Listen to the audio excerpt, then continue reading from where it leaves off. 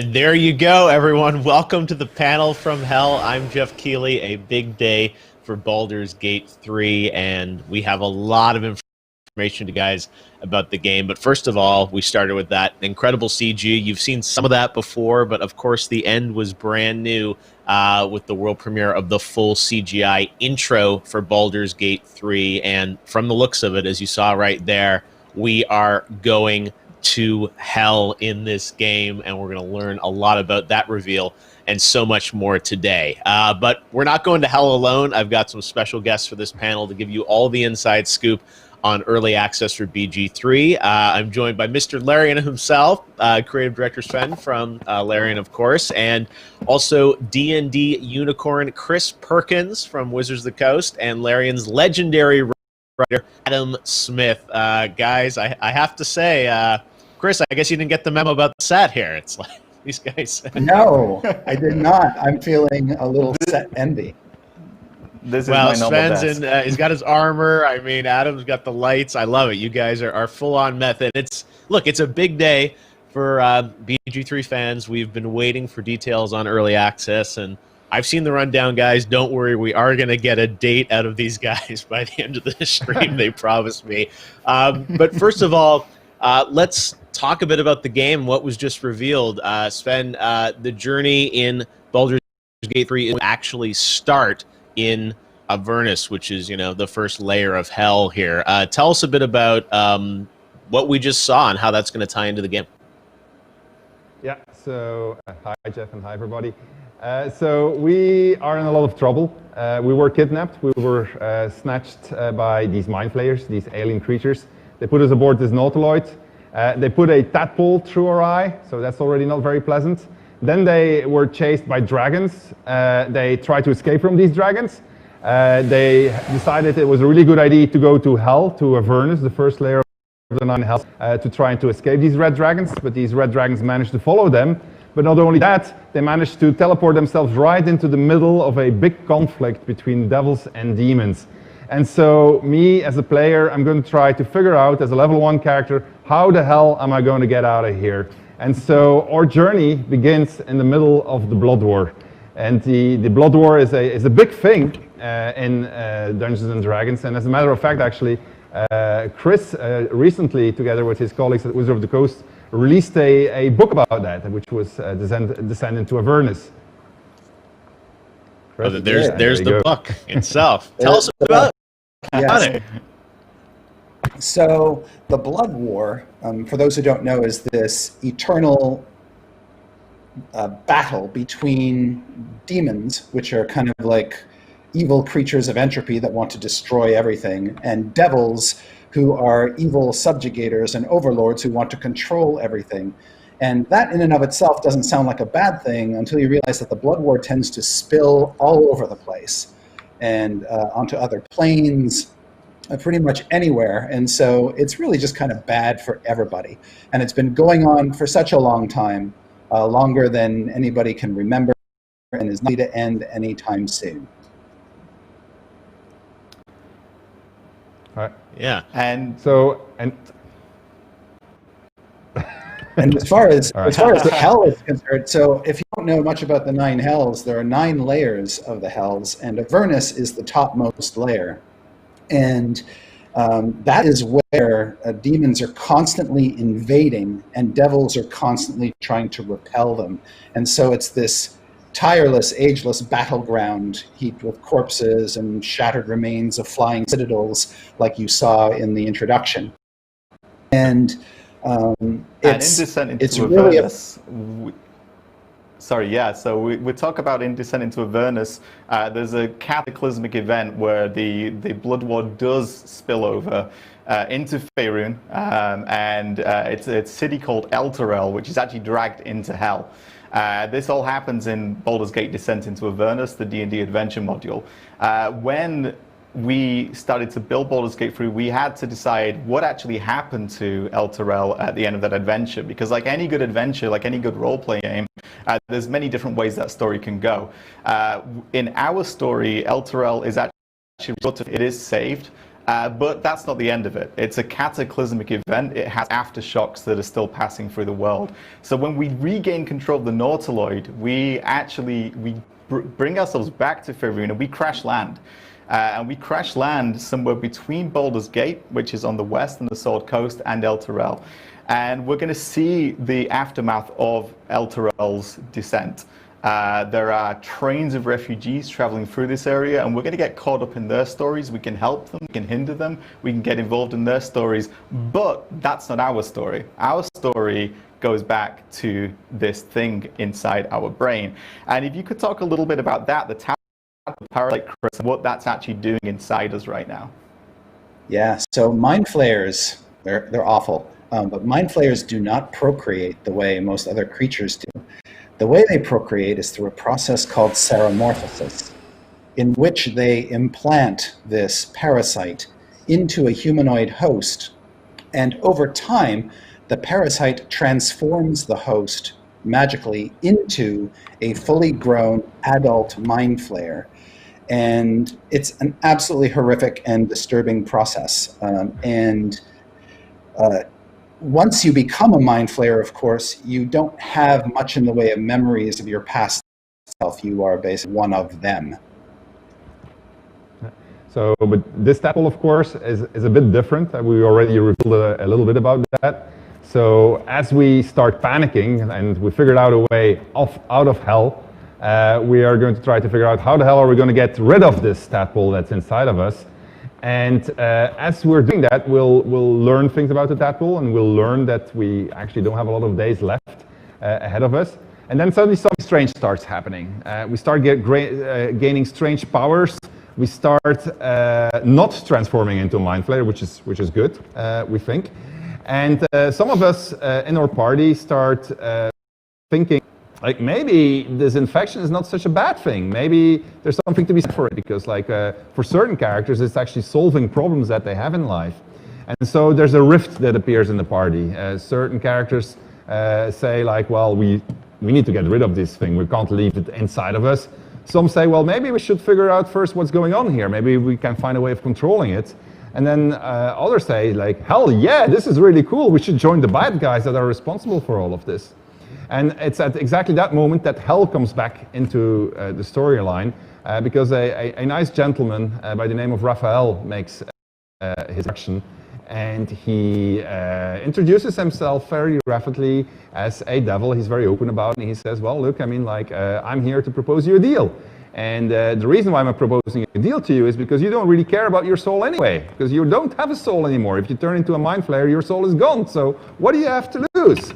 And so what's cool is that in multiplayer, when you have multiple players who are going to be confronted by a Raphael, they get to decide what they're going to do. So, for instance, Chris, you could say, hell no, I'm never going to live with this tadpole. And Adam could say, well, hell yeah, I'm going to do that.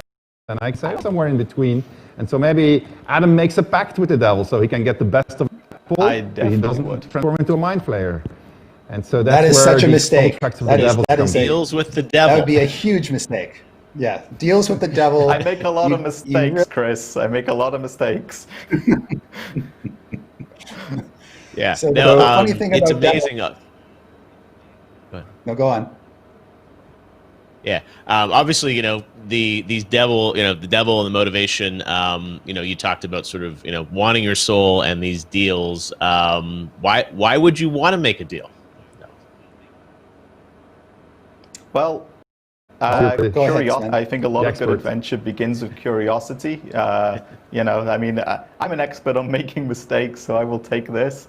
I may just be curious. I may just want to see what happens. I may be seduced by the devil. They're charismatic.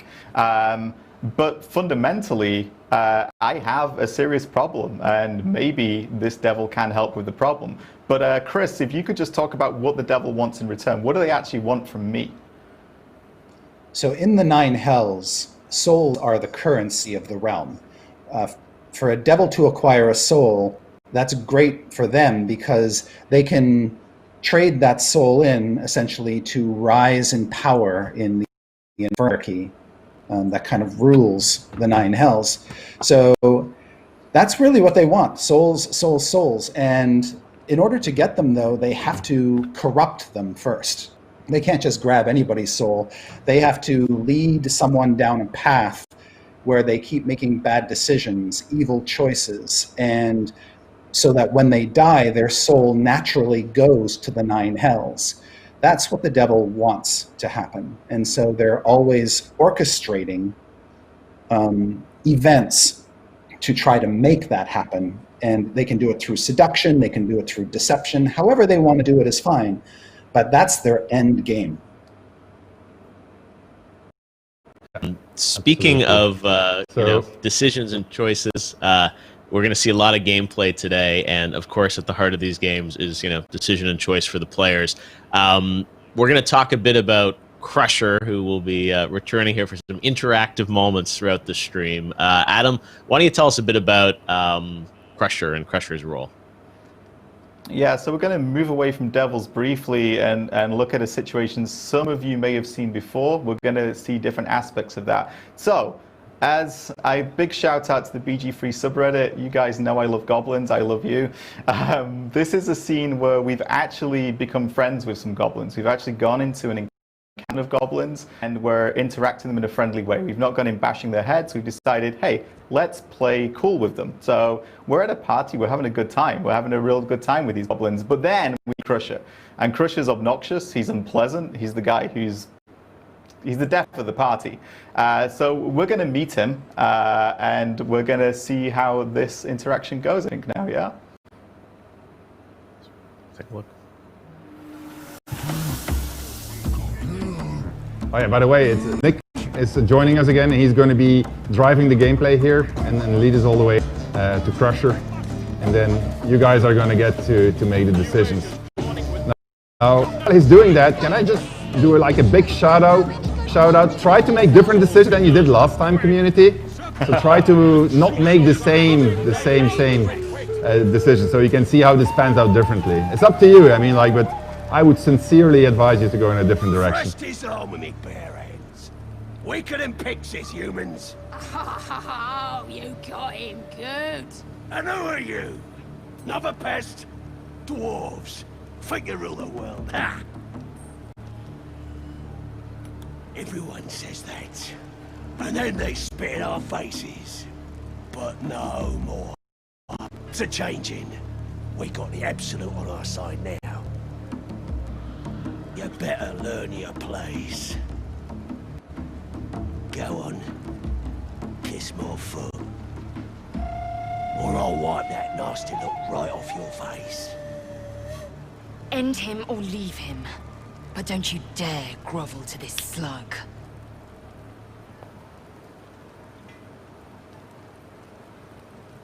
All right. Do I need to rip your ear shells off? You heard me. There's our choice. 4 options. So in the chat, you guys can select which one we should actively choose here, and then we'll come back a little bit later in the stream and see how this sequence plays out based on the community. But guys, which one would you suggest the audience pick? Let's sway them out of the 4 options here. Let's start with you, Chris. I've got a bit of a rogue temperament, and I'm kind of tempted by whatever that is on his foot there. So I'm of a mind to go with option 1. Sven? And, oh, go on, Sven. All right. No, go ahead, Adam. I go ahead. Well, I already said I'm a friend to all goblins, so I'm kissing that goblin wherever he wants to kiss. Sven? So I'm intent on showing players a different outcome than they picked last time. I'm pretty sure they're going to pick exactly the same thing they picked last time, because that's how people are. But in the case that they want to follow my advice, I would suggest that we spit in his face. I mean, I think that's a very powerful move. On top of that, Alizal is going to approve of this. So I would just go for spit him in the face. All right. Well, 3 of the 4 options have been selected. You guys, again, vote in the chat, and then we'll come back in a few minutes, and we'll play out the sequence with your choice, and this will continue on kind of throughout the stream. While we tally results in the chat, wanted to ask you guys on just development of BG3, how things are progressing on the game. Obviously it's been a difficult year for all of us, and especially game developers, working from home in this COVID pandemic world. So Sven, wanted to ask you, like, how is development going? We know we're going to get an early access date out of you guys, hopefully by the end of the stream here.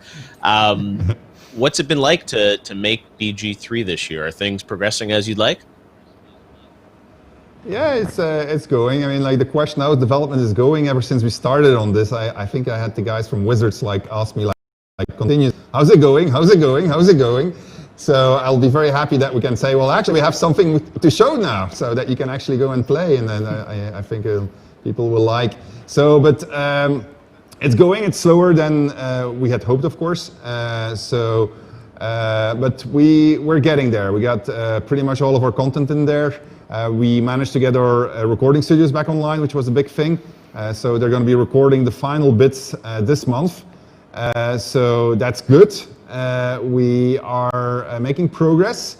Work from home. Luckily, we have studios scattered around the world. So several of them are booted up again. So we're working at 50-60% capacity. So that's also really good. So we're in a good shape to actually push this thing through and get it into the hands of players, so that at least they can start fooling around with early access. We would probably already actually have been able to ship early access if we hadn't fallen into some of our old traps. One of these is our ability to underestimate exactly how much we have to add. It seems like we have this counter where we see like, okay, these are the amount of dialogues in the game, this is the amount of dialogues that are recorded, this is the amount of cinematics that are finished, and that counter is supposed to go to 100%, and then we can ship the early access content. But I think this counter has been doing it, went from 70 to 80 to 90 to 80 to 70 to 60 to 70 to 80 and so forth. And recently it's been trying to get to 100%, and it's been hovering around 95% since forever. And so that has everything of course to do with the fact that for each dialogue we write, 2 new dialogues pop up as edge cases appear. Right, Adam? Yeah, first of all, sorry. Second of all, there are multiple reasons for this. This is the first game that the scale that I've worked on, and one of the things that we are very, very keen to do is to make sure this world is as reactive as we can possibly make it, because that benefits all of you when you play. So as we build a situation, as we build a quest, as we build a dialogue, what we find is that somebody within the team or somebody within a different department might say, well, I'd love to be able to do that, or I'm going to approach from this angle, or I'm going to break the timing of this and the chronology of it. And we don't say no, we say yes, and then we adapt to that, and we make sure that the dialogue makes sense, that the way the world reacts makes sense, and that it remembers what you did. And that just adds complexity onto complexity, and it makes for a really, really satisfying experience. And the other part of that is that if somebody has a really cool idea, then it tends to find its way into the game. And we have a lot of really smart people who have really good ideas, and those ideas do end up in the game on the whole. And it goes further than that. Sometimes we have a very small idea, and it blossoms and it grows, and it ends up in the game. And I think Sven has a particular example of something that really demonstrates this. And yeah. Absolutely, absolutely. I got this real cool button that I'm gonna hit right now for the first time. It's like, okay, you hit the right one. Yeah, there you go. Oh, I like a good world premiere. So, there you go. Yeah, hold on. Wait until you see my other button. We're a company that iterates a lot, as Adam said, and we give a lot of room for what is a good idea. So a couple of weeks ago, and this is literally only a couple of weeks ago, and I picked this example specifically because of that. One of our scripters transformed something that was a piece of scenery into an interactive object. And so we do these regular reviews of the content, and we're looking at this thing so that's pretty cool. And so then the interactive object became a situation. And so we looked at that situation and said, oh, that's really cool. And then that situation became a scene where you can recruit a follower. And it said, whoa, this is really, really cool. And then now there's an entire movement within the company trying to make this follower into a companion, which is where I said, okay, stop. So we're not going to start doing, otherwise we're never going to end. But it's a very cool example of how the game gets better, how it gets evolves pretty much like a tabletop campaign would go together with the players. In this case, the players are the developers. And it's also something I'm very proud of what the team did, because you literally have to realize that what you're about to see right now, 2 weeks ago, did not exist. And it was just a stupid object somewhere sitting on the line of a nautiloid. So I'm going to hit my button again, and then we're going to have a look at oh, there's my button again. Our lobotomy scene. Let's look at it.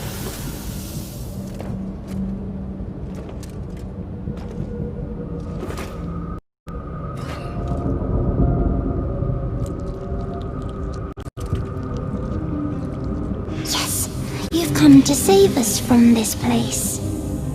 From this place, you'll free us. The exposed brain quivers in expectation. Please. Please. Before they return. They return. A newborn. Born new from this husk. You realize you're talking to an intellect devourer, a minion of the mind flayers who abducted you. Remove us from this body. From this case! Free us! Please.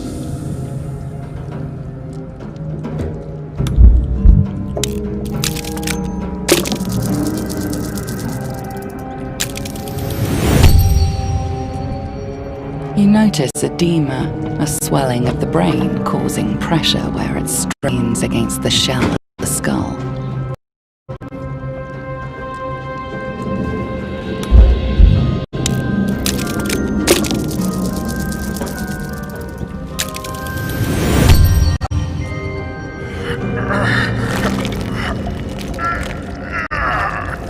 The brain lifts from the skull, but you notice an opportunity.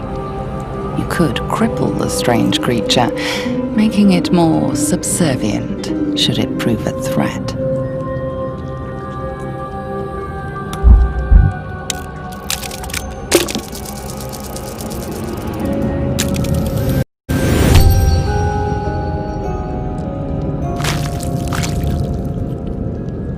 The creature seems unaware of your interference. It relaxes in your hands.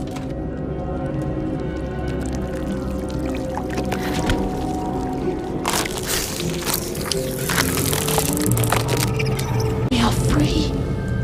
Our freedom is ours, friend. The creature pauses, listening. Something behind your eyes seizes in recognition. We must go to the helm. At the helm, we are needed.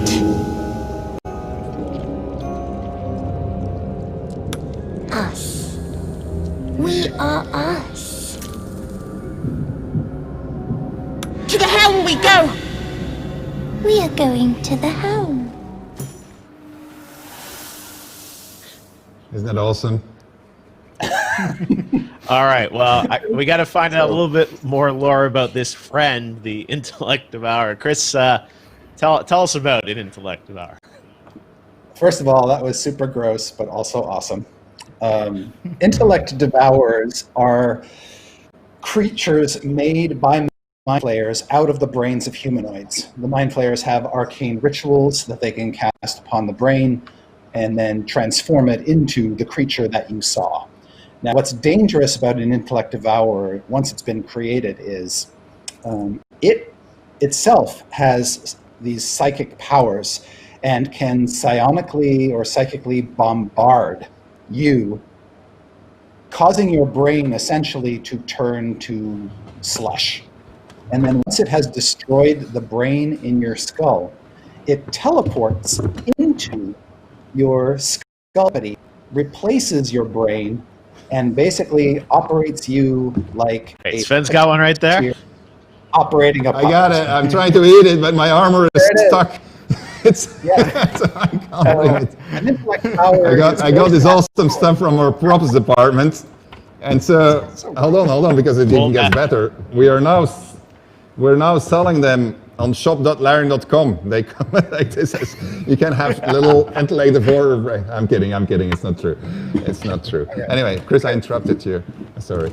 No, that's totally cool. So what's obviously disturbing is you could be talking to somebody and not realize that their brain has been replaced with an intellect devour, and they're basically you're being to a meat puppet. Not me though. So, all right. So the thing is there you go. Yeah. And so in BG3, actually, because of the tadpole that you have, you learn that you can actually communicate with all these Mind Flayer related creatures, and you can command them. They can try to command you. So you got this entire interaction going on with them. But just going back to what I said before, I thought it was pretty amazing that the team managed to pull off this scene so fast. And it goes to show what we've been doing all these years as we've been working on BG3. We made this gigantic, how shall I call it, situation production machine, where if somebody comes up with a great idea, they can put it into the game fairly fast, link it to everything in there. They got a whole bunch of tools that support them. Because now that because that's what its name is in the tutorial, other characters had to react to it. Is it present in your party? Is us following you? So they need to start reacting to that. So that's the permutations that Adam was talking about. And that came about really fluently when you looked at it, how the development of it was going. And it goes from, I mean, this started with scripting.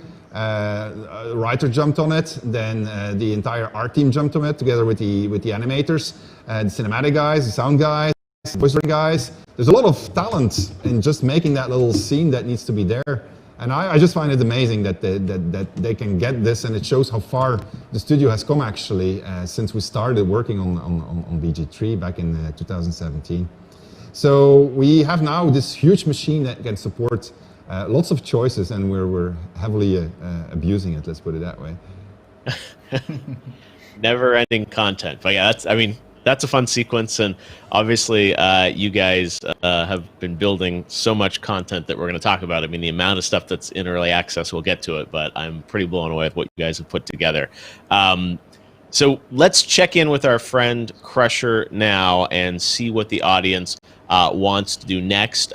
We have the results of the poll in, and it looks like 41% of you picked to intimidate him with how about you kiss my feet instead. So with the audience in, let's take a look.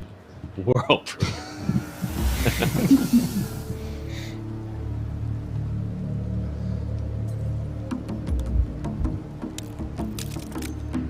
Nobody listens to me.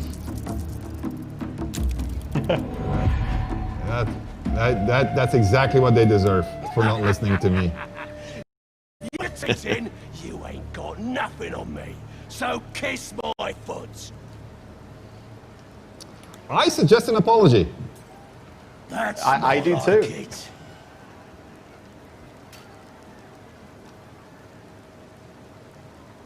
All right. I couldn't read what you did, Nick. All right. All right, the next choice there.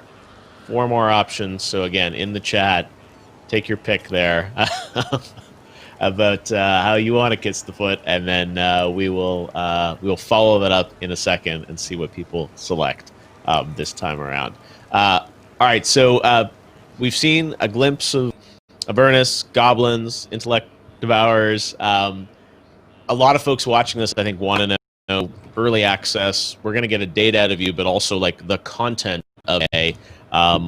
What can we expect in terms of the scale and scope of what you're going to put out into the world for players to play around with, Sven? I'll take this actually. Okay, Adam. Yeah. Yeah. No, I'm going to take it, Sven. I think that, as you say, you've already seen, just for early access, you've got multiple planes of existence. We're showing you Avernus. We're then taking you to Faerun, and when you get to Faerun, you're going to see Dungeons and Dragons, which you might expect. You're going to see temples. You're going to see a big chunk of gameplay on the surface world. A lot of it we haven't shown yet. You'll get to meet those goblins. You'll get to meet a lot of other people as well. And we've already teased the Underdark. He will be going to the Underdark. There's a lot to see. There's a lot of secrets and mysteries down there. There's a lot of danger down there as well. You're going to meet a lot of different characters. Some of them you may recognize if you're a D&D fan. You already met Volo previously, and he made a brief cameo, I think, earlier today for an eagle-eyed who spotted him. But you will meet lots of different characters, many different characters. You're going to see different factions of which you'll recognize, some that we've invented ourselves. And of course, there's going to be a lot of monsters on the surface and in the Underdark. And those monsters include... World premiere. A bullet.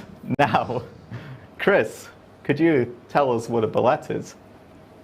Yeah, a bullet is a terrifyingly large monster that sometimes goes by the name land shark. And what it does, as its name suggests, is it burrows under the ground just below the surface, churning up the earth as it goes while it hunts. And then when it sees something it wants to eat on the surface, it bursts up out of the ground to chomp on it. And it's big and terrifying. That's all I'll say.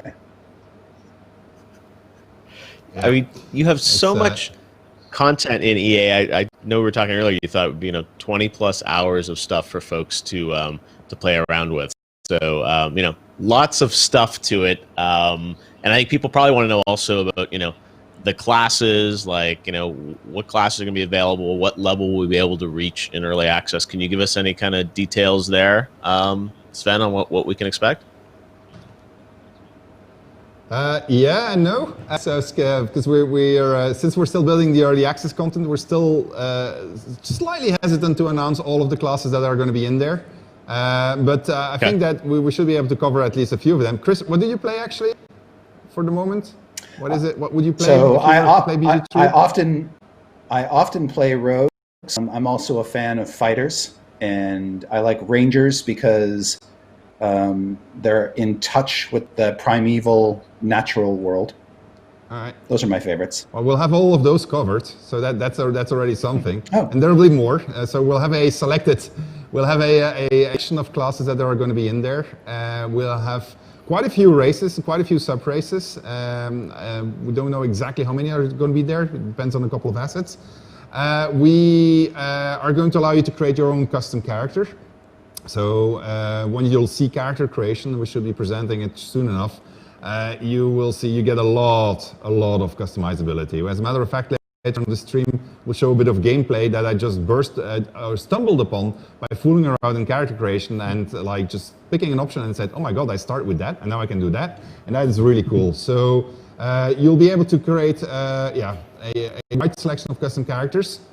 And we'll let you in early access play up to level 4. Now, before you go saying, what, only level 4? Level 4 in Dungeons & Dragons is actually quite a lot already. Can you maybe help us explain that, Chris? Sure. Well, the good news is that you're not as frail as you were when you were level 1, so you can take a bit of punishment. But more importantly is once you get to level 4, you've already made some key character-defining decisions. For instance, your class, you've chosen a subclass, which is sort of like a way to specialize within your class. And not only have you chosen a subclass, but you've probably had the option to choose a feat, which is a mechanic that lets you further customize your character and gives your character access to new ability. And obviously, if you're a spellcaster, by the time you hit 4th level, you're starting to get some fairly interesting spells. Can you handle a bullet? Even at level 4. Yeah, I was going to say, you're still going to struggle when we throw a land shark at you. You're still going to get shot. Yes. Thankfully, you'll be traveling alone. In early access, there are 5 companions that you can recruit that you'll meet during your journey. I'll briefly mention who they are. You will have met some of them already. You've been following our development. But here's a quick rundown. So there's Will. He's a human warlock who might feel either very at home or very alarmed by where I am right now. There's Shadowheart, who's a dark cleric on a mission from her goddess. Asterion, who's a very unusual character. He's a vampire spawn, so he has some unique mechanics. Lysel, who's a Githyanki warrior, who you see in the CGI intro. You see the Dragon Riders there as well. She's not with that group, but they are other Githyanki. So she knows a lot about Mind Flayers, so she's a very interesting character. And there's Gale, and Gale's a human wizard who has more things going wrong inside him than just a tadpole, but we'll say no more about that. Now, with all these companions, I think everyone wants to know, can friends play companions? Are we going to get multiplayer in, at least in EA? So not instantly. So we'll introduce it to play as one of the origin characters later on. That will give people the opportunity to get to know the companions from a third-person point of view, if you want, just by recruiting them. I gotta say, depending on which companions you pick, we talked about permutations earlier, you'll get a completely different experience. Like if you, for instance, if you take Shadowheart and Lysel, they can't stand each other, so that gives you completely different dynamics than if you take characters that actually like each other. So you should be able to have a lot of fun fooling around with these things. And we will have multiplayer in there, so you will be able to play with a party of up to 4. You'll be able to play online, you'll be able to play in LAN. We won't have split screen available from the get-go, but that will be added at some point during development also. So there's going to be quite a lot of things that you can fool around with, because between the class choices that you'll have and the race choices that you'll have and the choice of companions that you can have, that's already, when you start adding up all the permutations and you see what it means in-game to have made those choices, that's already a lot of content that is going to be present in there. Yeah. You talked a little earlier about like still figuring out quite what classes will be available at EA. I mean, it's like there's still things to be done, but I know we're going to pin you down on a date by the end of the stream, you promised. What is there left to do kind of between now and when you let the world in for early access on the game? Right. So I don't think we're going to add much more characters like us last minute anymore. So that was just really because they were still working on the tutorial area. I have to say the tutorial area is not finished yet, so we need to finish that one. We got the Act 1 that Adam talked about, that's done. So all the content is there. We're still balancing. There's some assets like the bullet that we talked about earlier on. Right now it looks like a bear because it's using the placeholder for bear, but soon which is terrifying when there. It comes out of the ground. It's pretty cool actually. It chases you around the Underdark, so it comes out at the most inopportune of times. So it's a rather interesting encounter, especially because it mingles with other encounters and you don't know when it's going to happen, and it's like it freaks the hell out of you because you're almost dead and then suddenly the bullet is there and you say no. Like, so we'll see how that works in early access if people hate it or not. We're doing play tests now. And, actually, we have a bunch of people that are going to be passing by in the next couple of days, and so that will be going on until early access. We'll do balancing against them. We'll get rid of the most obnoxious UI things that might be in there that we have overlooked. So we'll try to fix the most prominent bugs. And then the last bit that is really, if there's one thing that at this point I think might cause a slight delay in addition to the date that I'm about to announce. Oh my God! Here's the asterisk. It's the asterisk. It's the optimization. So the game is coming out for both PC and Stadia. We want to get the minimum specs fairly low, so that a lot of people can already start fooling around with it. So there's a bunch of optimizations that need to happen, and optimizing is a very special profession.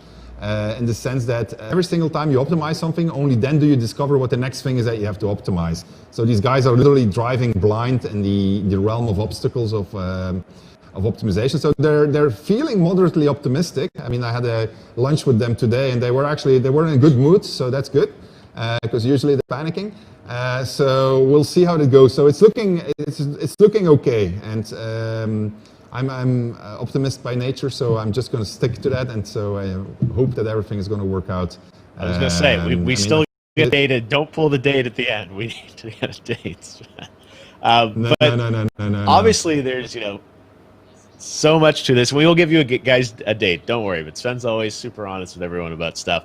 So yeah, we want to talk a bit more, I think, about the gameplay of what you're going to get in early access on Act 1. But before we do that, let's check back with Crusher to see what you guys picked. And based on the last prompt, it looks like 65% of you picked to kiss his foot and attempt to steal the ring. So we're about to see a ring heist. Yes, let's see how this goes down.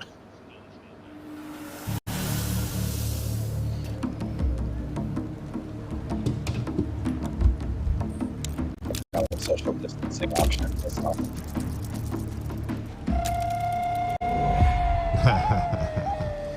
Good riddance. You deserve all of that. You didn't listen to what I said. Catch a whiff of lavender. It gives way to the muddy taste of something better left without description. You enjoying that?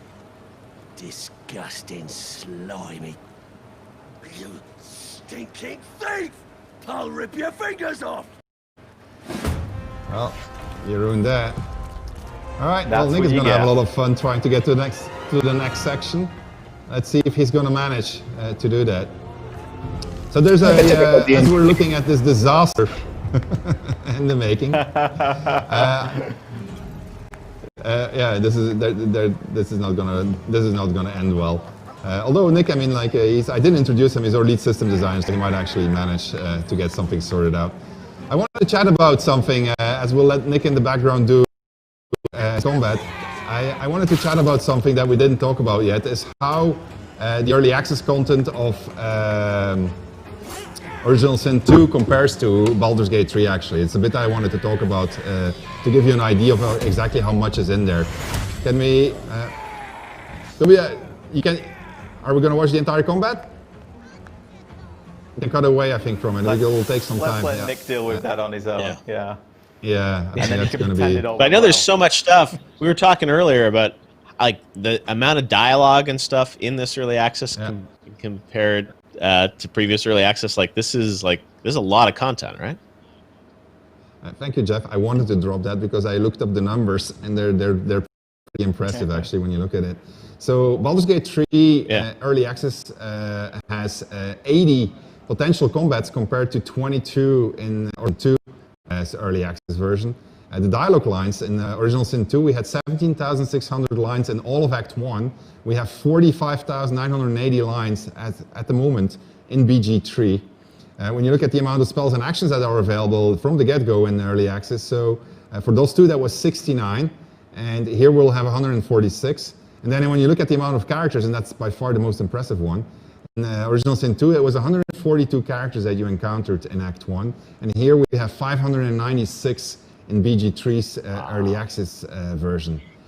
So I'm saying these numbers because it doesn't mean that you're going to play that much longer when you're going to play the early access version of BG3 compared to those two, but it's just testimonial to the amount of choices that you're going to get to make, because you won't have to do those 80 fights. It really depends on what choices you made. You will never see 46,000 lines of dialogue. It really depends on which paths you took, which class you selected, which companions you had, and so forth, which choices you made. And so but it is really like, I thought Boss 2 was a very intellectually challenging already just to maintain the overview. But then when you look at BG3, it's like it's with such a higher level.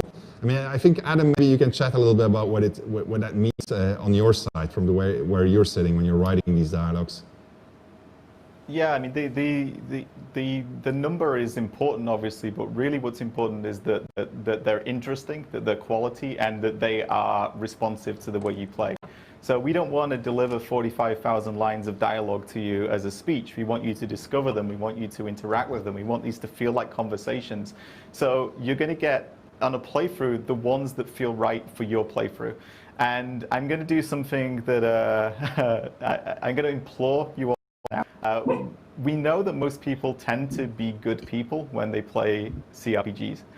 It's the metrics show us that. What I'm going to ask you to do is, if you play early access, use as an excuse to do the bad thing. I want you to be your worst version of yourselves, because some of my favorite situations and characters in this game you may not even speak to if you don't try those evil routes. We don't want this to be you clicking the hero button or you clicking the villain button. We don't want it to be like that. We want the world to react to the things you do, and we want you to have reasons for doing them. So if you're doing something terrible in this game, you can probably justify it because you're in a bad situation, but you can also just be really, really bad.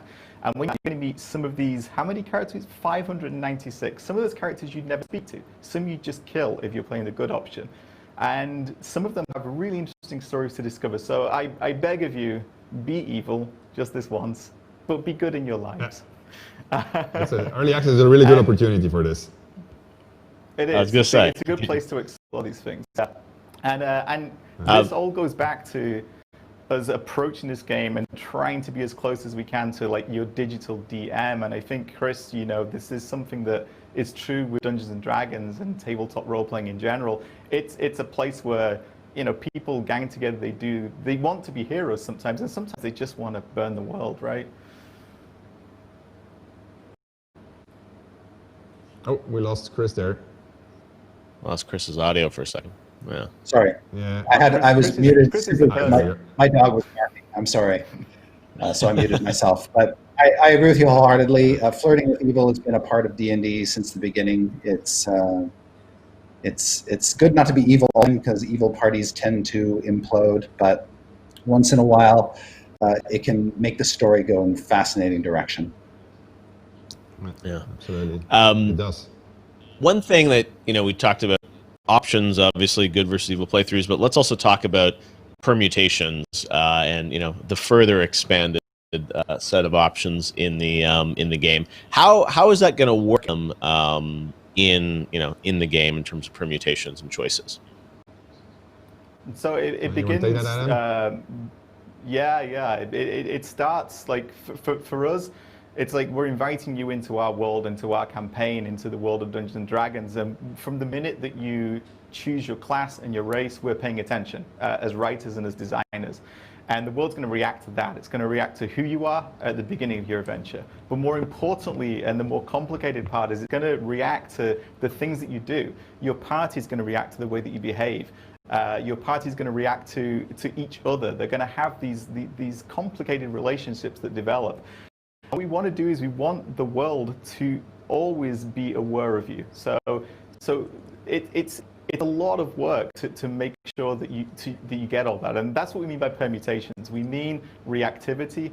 We mean a world that makes you feel like you're really part of it, and that we've invited you in and we've let you play with it, and it will react to you, not just tell you its story. It's a lot of work, and if you think of it from a DM perspective, we have this huge detailed world that we created, all these different quests and storylines. And what happens sometimes is you invite somebody like Sven into them, and they do something that you didn't expect, and something which says, oh, you know what? I'm not going to engage with this stuff. I'm going to do something completely different. This is what Sven discovered the other day. Yeah, you want to tell me what you did, Sven? I was fooling around with character creation, and I always want to see how I can break the game. That's pretty much my job description. And so I picked a ranger, and so I had a class passive that I could select. So I picked beast taming because I read that it was going to give me a cantrip, which allows me to find a familiar. And I always liked familiars, so I said, well, I want a familiar. So let's try it out and see what damage I can do with my familiar. And I liked it because level 1 character, here I instantly could go and get a recruit that familiar. And so, Nick, can you fire that up? Is that going to work out? Yeah, all right. Nick has 2 machines that he's operating, so he's about to report on how his combat went. I think it went disastrous. So here you see him summoning a spider. So he has a whole bunch of familiars that he could have picked. He could have picked a crab or a cat or a raven or something more interesting. But the spider is also pretty cool. And the thing is that he can then take control of the spider. And so that's the thing that I started fooling around with. And I actually took that spider, I went the entire other side of the world. And so I went with my spider and I listened in on conversations, and I went to look at what all the evil guys were up to. And the amazing thing was that in general, it actually worked. And so that was pretty cool. So I called, can you do a little jump, Nick? Because the spider has this really cool jump. And remember the gale of verticality. So just that ability, the ability to jump far as this spider, that alone already allows you to do a whole bunch of things. But the spider can also cause mayhem. Can you go in and bite maybe? So this is a little bit further. There's a character called Shadowheart. She's one of your companions. So maybe bite her in her leg or something. So here we go. Up. Oh, shit. Oh, critical hit. Oh, she didn't feel it. Do it again, Nick. Oh my god. Oh, she doesn't react. She's supposed to react. Oh no, it's failing live. Oh, no. Oh, okay, so she is reacting. I guess she didn't feel it through her chainmail there. So things like we chatted actually after me doing it, and I said, are you going to put a leash on this? Because that's normally what a developer would do, right? They would say, oh, okay, well, you can't allow this to do. It's going to break the entire game. You have to make sure that you can maximum go 20 meters away or some silly rule like that. And so we looked at each other and said, nah, we're just going to leave it in there. I mean, it works for the most cases, so let's see if the scripters can make it work across the entire game. And so the one limitation that we put on there is that the spider can't go through doors. So that's it. They can't open doors. Obviously, they would be able to go through doors, but with them to do level transitions. But other than that, you can take your familiars. You can take a cat. You can send your cat somewhere, and then you can get the cat to... what's it called? Draw people's attention. It has a different name, but draw people's attention so that people start looking at the cat, which is great for your rogue as he's sneaking through somewhere in the dark. So all this systemic gameplay comes into play just by that one little choice, you know. I just selected beast taming. It gave me a cantrip, find familiar, and now I have all these new options. So now imagine that you're playing in multiplayer and you're doing all these crazy things. And now imagine that you're the script who have to think of all the permutations that are going with this. And so that is one of the things when we're talking about permutation. But we have more actually. Nick, could you manage to get yourself into a situation with, he has all these save games, and so can you get into a situation with animal empathy or an animal talking while maybe Chris explained to people what the difference is between animal handling and speaking with animals? No, wait, we'll let Chris explain it first. Can we jump back to Chris, please? Yeah, we can't hear him. Oh, we're muted. No, you're muted, Chris. Animal handling. You can hear me now, though, right? Yeah. Yes, you're back. So yeah. animal handling is a skill in D&D, and you use it to convince animals to do things. And it's not like you're communicating with them specifically. These are animals you're not talking to. You're just saying, okay, there's a horse over there that doesn't like me. I want to change its mind about me. Or there's a wolf that wants to eat me. I'm going to try to persuade it not to, or maybe feed it some other food and convince it to leave me alone. Those are great uses for the animal handling skill. Whereas speak with animals, the spell allows you to have a two-way conversation with a beast.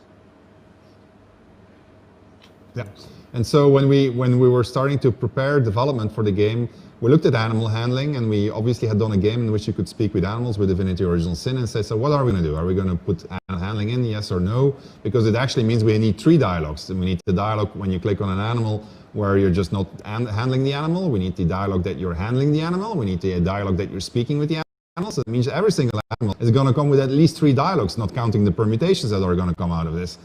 And so then we looked at each other and said, well, we have no choice really, we have to do all of it. And so this is how we brought animal handling to the game, as many other things. And so we'll have a look at what animal handling looks like in the game. But first, I have a question for Chris.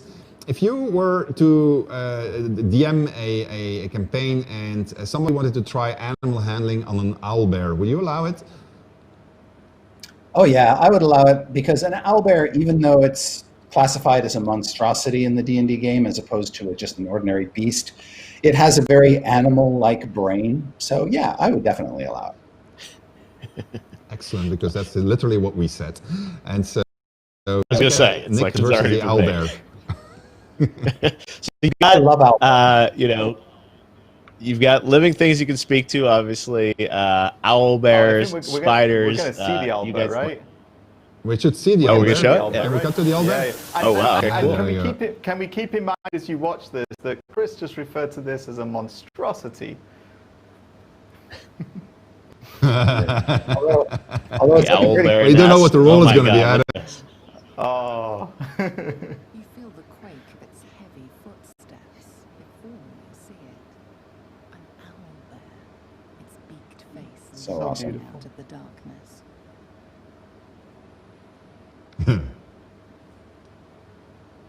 Wow, this is cool. Is he going to try animal handling now? So bear in mind, if you had speak with animals, he could have talked to it. Yeah. The owlbear's one good eye flicks away for a moment. You follow its glance and see an owlbear. Oh my gosh. Oh. Yep. So we're not going to spoil everything tonight. But the Owlbear Cup, if you manage the situation really well, leads up to multiple other situations in which you find that Owlbear Cup. And if you really, really play your cards well and your dice roll well, then you can actually recruit that Owlbear Cup in your camp, and then you can see the things that happen in your camp. Now, it wouldn't be BG3 if what happens with the Owlbear Cup in the camp depend on what other animals you brought there. So the Owlbear Cup could create quite a lot of havoc. So if you had a favorite pet dog there, it might be that you wake up one morning and your favorite pet dog might have had a small accident. So these are things that you need to take into consideration as you're playing the game. But they're the cool, fun situations that roll out. And all of this is brought to you cinematically also throughout the entire game. And that's where those well, not only where those 45,000 lines of dialogue come from, because we have yet another example of things that bloated our dialogue count. Yeah. And maybe you want to chat about that one, Adam. I was going to say, it's like there's even more, right? Yeah, no, like we thought if you can speak to the animals, you can do the animal handling, you can speak to all these different creatures, you can speak to goblins, you can speak to people, you can speak to Githyanki, and then we thought, well, there are other things that you can speak to in the world of Dungeons & Dragons, and that's dead things. So we also allow you to speak dead because we didn't have enough dialogues already. And thankfully, Dungeons & Dragons does have a rule for that. So Speak with Dead is implemented in the game. If Chris, you could just explain how that works in 5th edition? Yeah, so this is necromantic energy, and it allows you to ask questions, to 5 questions of a corpse. Now, the corpse needs to be relatively intact so that it has like a working mouth or something it can use to. That's one condition. The other, of course, is the corpse only knows things that happened prior to death. Its answer is somewhat limited. Also, the corpse is not always necessarily friendly to you, and as precise an answer as you want. So when we were implementing this, Chris, you cut away from me there. Did you guys hear Chris? I didn't hear him. You're back now. Yeah, he's back. He's back alive. Okay, there's nothing wrong on my end. It was just something in the system, I guess. But I was going to say, so Speak with Dead is a spell that lets you talk to a corpse. And you can ask it 5 questions. Go on. All right. Are we? Yeah, We're good? sorry. All right. You're good. We can hear you now, Chris. Necromantic energy to communicate across the void. It's 5 questions, and the head needs to be intact. And we could have gone the route of just making sure that everyone who died had their head explode, or you decapitated them. We didn't. So there are a lot of dead people that you can talk to in the game.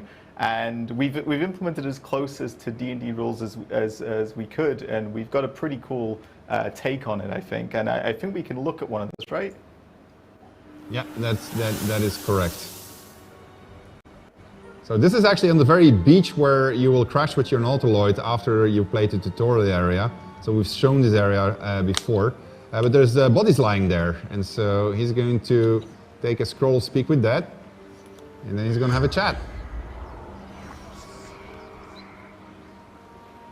And so,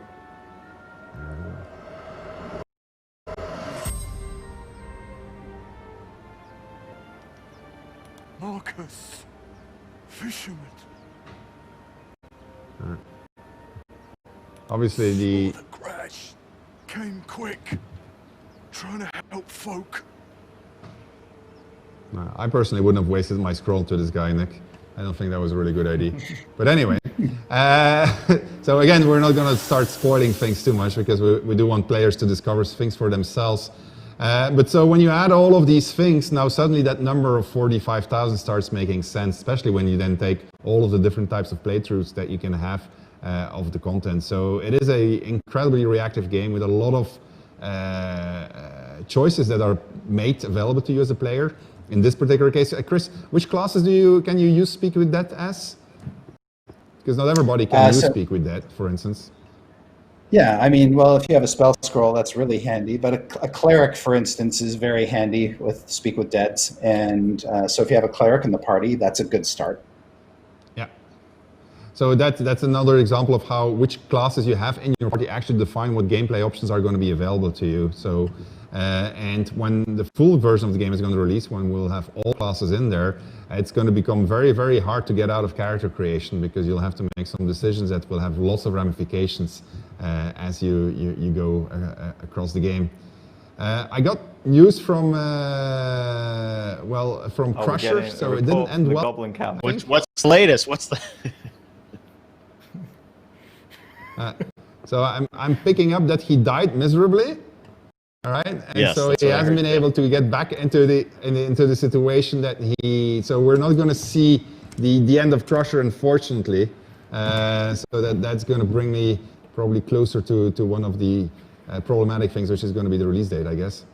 Is that correct? Exactly. This is the awkward part of the stream, but we are going to do a Q&A at the end for the community as well. So if you guys have questions for these guys, that's your next interactive thing to do in chat. Is you're not going to get to pick the final question moment, but you can throw a question at these guys. So put those in the chat, and then at the end we'll come back and do some Q&A with these guys as well on what happened. But yes, we are going to talk about the early access release date in a minute here. But let's talk like philosophically about early access. You're here addressing many of the fans watching are folks that are going to be, I'm sure, jumping into early access. What does that kind of mean to you as a studio? Like, how are, early access is a term that people throw around in a bunch of different ways, and sometimes it's just, literally a marketing beta or something. I mean, I know that you guys treat this part of the development of the game.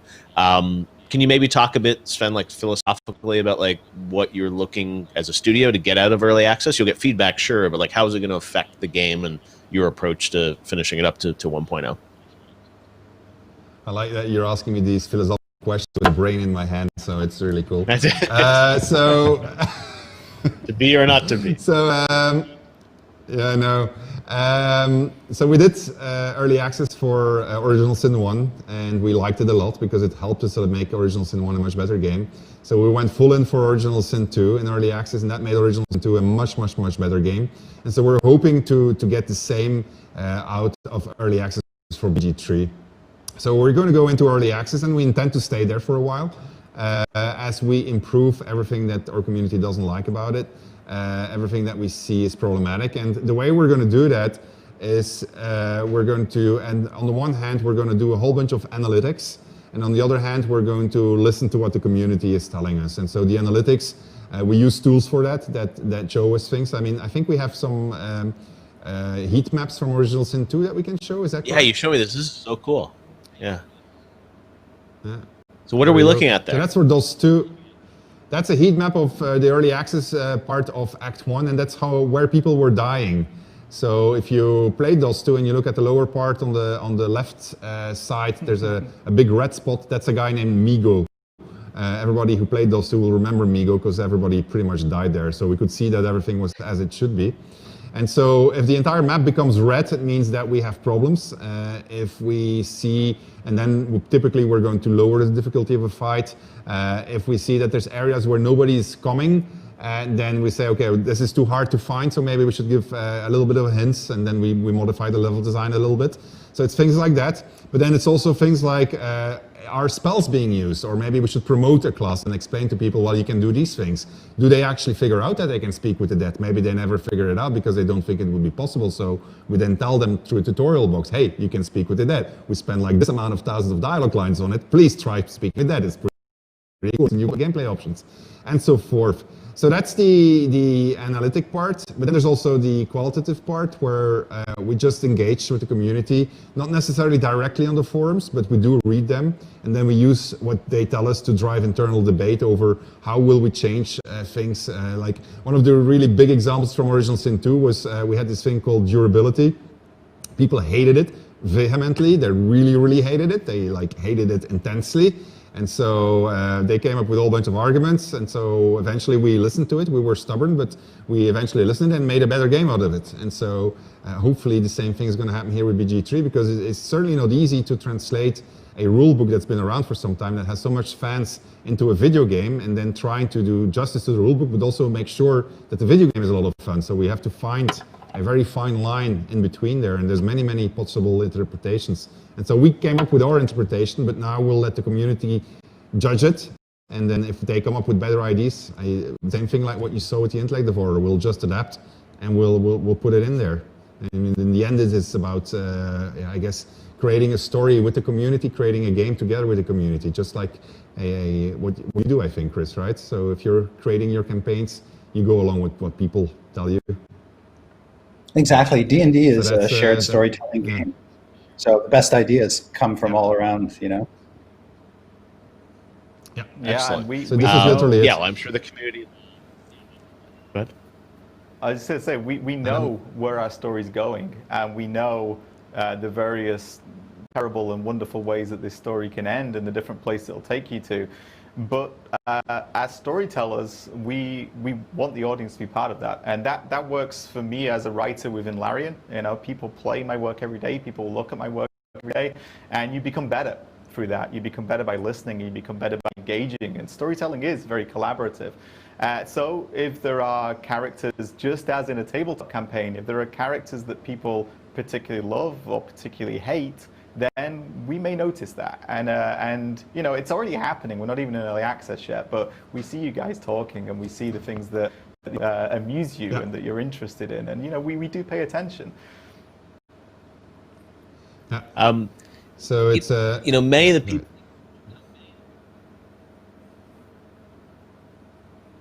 You're on, Sven.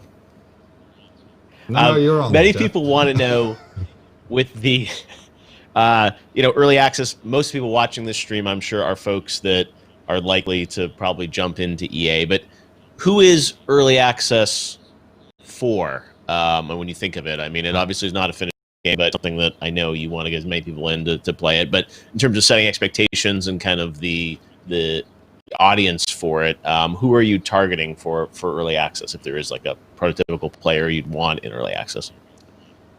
Yeah, so so I know who we're not targeting. It's the person who wants a finished, polished game. They should wait. They should just wait until version 1.0, because we'll work very hard on making it as polished as we can, but it's not that yet.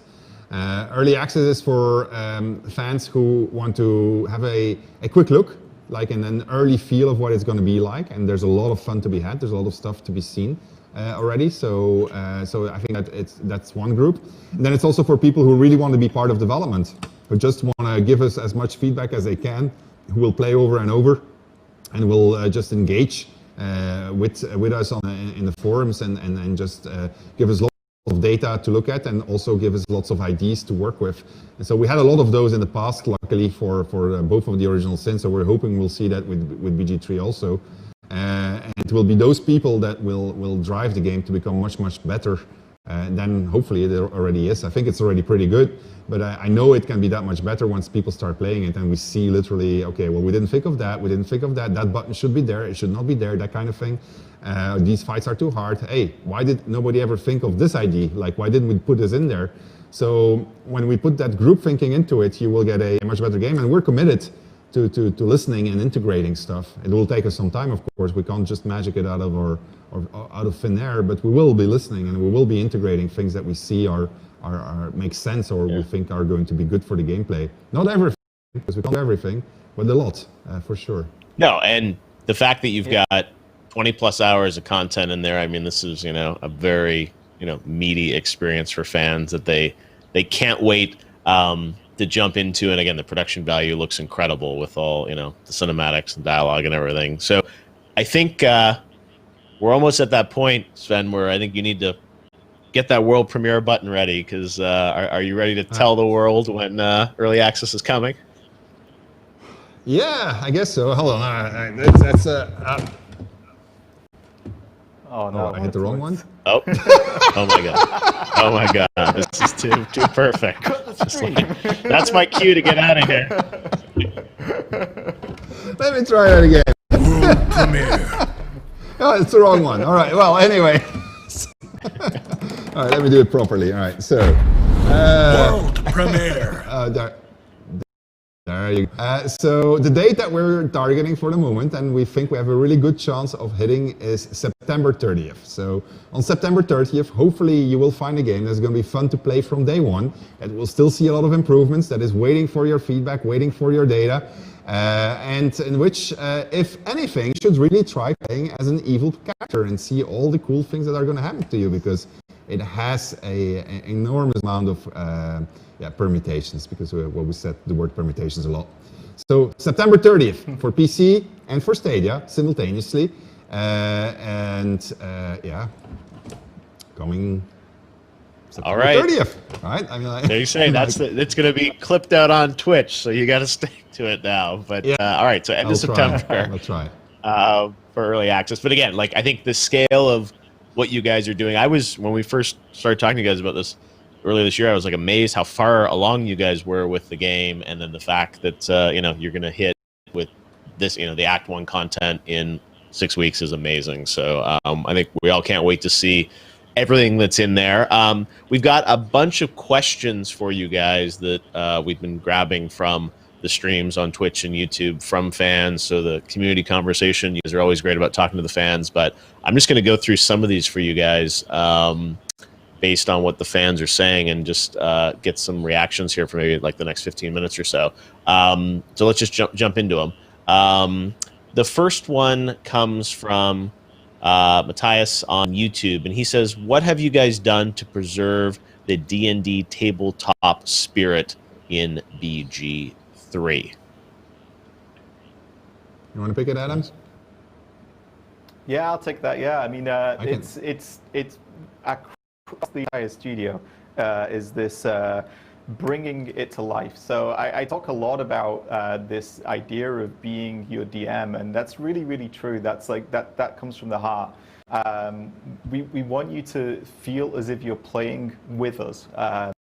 Not that we're just telling you our story, but that you're playing it with us. And that's very, very true to my experience with tabletop D&D. And then there's all the people who are far, far smarter at this stuff than me, who are working to interpret systems, spells, classes. It's an incredible amount of work. And I live in D&D now. I spend my days reading lore. I spend my days going back into the history. This is the world I live in right now. And sharing it is a real privilege. It's such an expansive and brilliant place, and you can already see with some of the choices we've made. We want to explore the strange corners. We want to go to Avernus. We want to put you on a Nautiloid. We want to really bring this to life for all of you. You've also tapped into some very classic monsters too, like the Mind Flayers, the Owlbears, Bullets, the Intellect Devour. I mean, these are a lot of monsters. We haven't seen an Intellect Devour in a game before, so this is already we're seeing something from classic D&D brought to life for the first time. It's great. Yeah. An Owlbear. Maybe I would like to add. Yeah. Yeah. There's a very, very, very strong push and a lot of pressure actually inside the studio to reward players' agency regardless of what choices they made. Make sure that there's always something for them. And so when you put what you just said, and actually what Chris just said also, making sure that all those iconic creatures and locations are coming into the game.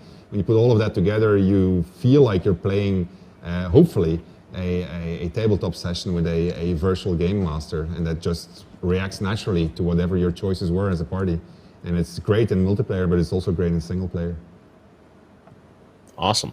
All right, next question comes from Twitch, and this is from the T-Boys. And this person wants to know, which I think is a great question, what kind of feedback are the most helpful for you guys from early access? What is the best method for gamers to share their thoughts and impressions with Larian?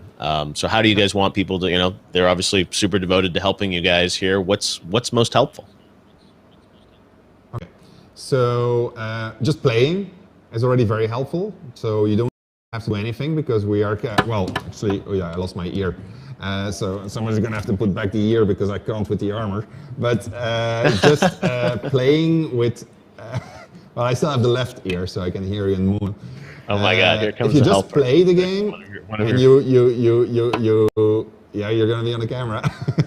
if you click on yes, I want to send data to Larian, the only data that we're getting is data from within the game, or data when you crash. That is already super helpful. If you want to go further, there's a variety of ways that you can reach us. You can reach us on social media. You can reach us on our own forums, the Larian forums. You can reach us on the Steam forums. You just basically write your thoughts there. We will pick it up. We have a community team, and they're looking at everything that people are saying and doing. And so we analyze this. So, and if somebody has a good idea, you can rest assured that somebody in our Slack channel is going to tell us like, that was a great idea. You should really listen to that. And so that is yes, that is a thing that you're going to, a way that you will be able to reach us. And in a much less professional sense, I lurk everywhere. I absorb your memes. I love them. Please keep giving them to us. You know, I watch you. I listen to you. But that's just me. Yeah. Yeah, for and Reddit, of course, also. We are definitely looking at what's happening on Reddit. So that one too. I'm sure there's going to be lots of folks giving feedback. There's also a question that just came in from Discord. They're a popular place to talk about it. This is from the Wizard. And Wizard wants to know, will you add more races and classes during EA, or is what we get the first day all we can try out? Great question about sort of how early access is going to evolve, at least from a content perspective. What can you share about that? Okay, so yeah, no, classes are going to be added throughout EA, companions will be added, races will be added, features will be added. So a lot of the stuff that we advertised is present in early access, but there's more that we haven't advertised yet. And so you will see things pop in. And at the same time, you'll see the game change as we take the feedback into account, whatever the feedback is going to be. So I can't predict it up front, but you will see a lot of change. If you want to have a litmus test of that, or a point of reference, you just look at what we did to Original Sin 2. You just try to play Original Sin 2 in early access as we released it, and then look at the game that it's now. And so all the change that happened to it, that's something that can happen to BG3. But all of the content that gets added to it also, I mean, like Original Sin 2, I think like every month stuff was being added. And so you'll see similar things happening with BG3. Awesome. Next question comes from YouTube. Verity wants to know, will there be romance options? What can you tell us about romance again? Go ahead, Adam. Yes, there will. I don't want to tell you too much about them because you know, we don't want to get into too much spoiler territory. Romance is best discovered, you know, by yourselves. You don't want me to describe your romance to you. You want to experience it. But yes, romance is a huge part of the game. The campsite gets a little bit hot at times. That's absolutely true. You'll discover some of it in early access, but yeah. It's literally one that we want you to discover, but we actually went quite far in everything that we put in there, so people will find it as they're playing the game. I had no doubt that you have literally everything, although this next question is a good one, which I don't know if you've thought of or it's possible. Victor on YouTube wants to know, can we pet the brain? Yeah, with your thumb. You saw that. That's a good. That's an important question. I was thinking the same thing. I was going to say, there'll be a Twitter account, can you pet the brain? You probably will be able to tomorrow now, so. I was going to say, you guys are listening. There's still 6 weeks till early access comes out. Another question comes from YouTube about backgrounds for the custom characters. So, you know, tell us a bit about that. Like, how much can you pick or build out kind of a, you know, background or origin story for characters? So there's a bunch of backgrounds in the game. So they have systemic benefits, which are going to help your characters throughout the game. What we didn't do, and because we did start with it actually, we had backgrounds actually also give you a whole bunch of options. But then as we started implementing the dialogue, we actually had quite a lot of problems with that because folk hero, for instance, you got a tag option inside of a dialogue that says folk hero, and then the question from the writer was, yeah, but sure, but why are you a folk hero? What did you do as a folk hero? How did you get here as a folk hero? And so from the dialogue option point of view, the background options that were put into the game, we focused heavily on the classes and the races, and obviously on the things that you've done and earned throughout the game. But we didn't put the backgrounds in there, but at the systemics level, backgrounds do have an impact across all of your classes. Good to know. Next question, you sort of hinted at this earlier.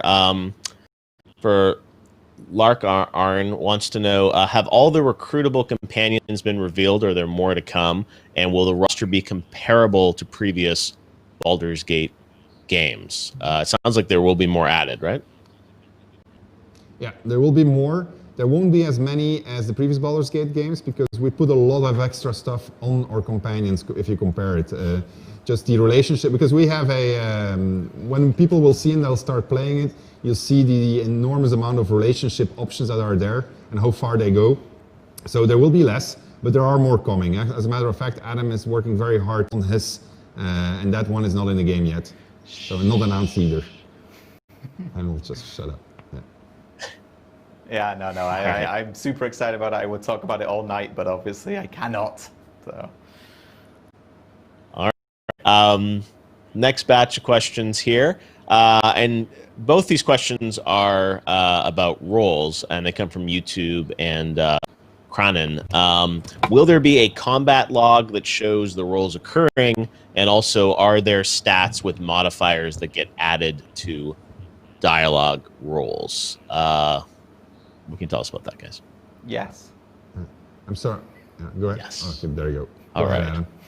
Simple yes answer. I think that's good news. Yeah. No, I mean, all right, and then we've got yeah. Great. Okay. And then we got one more question for you guys. Let's see. This one comes from Robert Fulmer on YouTube, and he says, "How interactive will the world be? For example, could I shoot a chandelier and it fall on enemy?" Very specific example, but the idea of Actually, dynamic environments, emergent gameplay. You guys obviously are building an amazing sort of systemic world, so I imagine there are some great emergent moments. What are the kinds of things we can expect in EA, or what are some of those opportunities? Well, you can. I think I demonstrated that in the previous gameplay stream. Actually, oh no, I didn't show it. Yes, right. It was in another. So yes. No, I never showed it. Yeah. So the answer is yes. So it's like yes. World premiere. You can actually have a cool scene that we demonstrated to press at some point, and where that was literally the thing that saved the day in that particular battle. So and so there's other stuff like that that's coming in. I want to quickly modify this to finish. Robert asked, could I shoot a chandelier and it fall on my enemy? It's very important to note that you can also shoot a chandelier and it falls on your friend. Very important to note that. It's also important that you can actually jump on your enemy. If you were a spider, you can just jump from the top on the enemy and then just do damage to the enemy if you want. Very authentic D&D experience, all of that. Exactly, yeah. I was gonna say, you guys have thought of it all. Well, I have to say, it's awesome that we date for early access, end of September. You're on the record with that. It looks incredible, right? Just the production value of what you guys have been able to do, especially with that many dialogue lines in the middle of a pandemic with all the recording. I can't imagine what's gone into all the cinematic stuff and obviously the gameplay to get it to a point where you're comfortable enough to have people jump in for 20 plus hours of gameplay is pretty incredible. So September 30th. On the record, we will see everyone, I guess, starting in hell for early access on Baldur's Gate 3 and Act 1. Want to thank Sven and Adam for putting this stream together, and the whole team, really, at Larian for the incredible work to put things together. And Chris, thanks for joining us as well. The one guy that wasn't in hell today. Having great fun on this, and this is a big moment for all of us that early access is coming. So anything else we should keep in mind before we say goodbye here, Sven?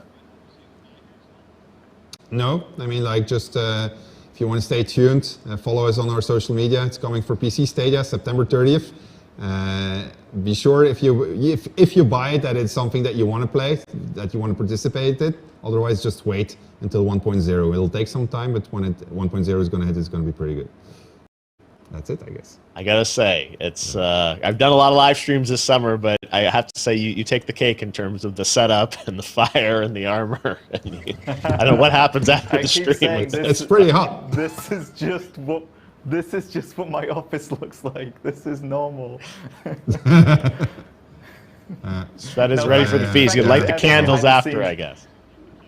The people who decorated this, the people behind the scenes, thank you to everyone. This is hard to do as well during these times. You know, we are socially distancing, we are COVID compliant. It takes a lot of work to put this all together. Thanks to everyone who helps out with that as well. Really appreciate it. Agreed. Thanks for sending me to hell, guys.